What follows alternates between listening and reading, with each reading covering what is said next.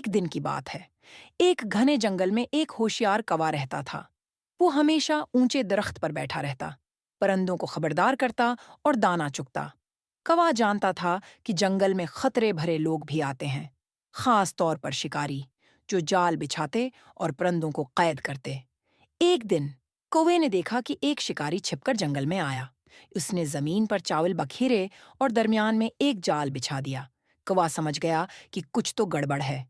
वो खामोशी से ऊपर से सारा मंजर देखता रहा। थोड़ी देर बाद चिड़ियां, तोते और दूसरे परिंदे वहां उतरने लगे। कौवा चीखा, रुको, ये जाल है, नीचे मत जाओ। परिंदों ने उसकी बात न मानी। वो समझे कि कौवा खुद नहीं चाहता कि कोई और खाए। आखिरकार वो सब नीचे उतरे और फिंस गए। जाल बंद हो गया। शिकारी खुश होकर आगे बढ़ा। अब कौवा क्या करे? उसने फौरन एक तरकीब सोची। वो झट से नीचे उतरा और जोर जोर से चिल्लाया, शिकारी, शिकारी, सानिप तुम्हारे पीछे है।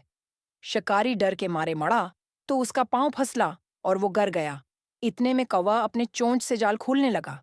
कई कोशिशों के बाद जाल टूट गया और सारे परिंदे उड़ गए।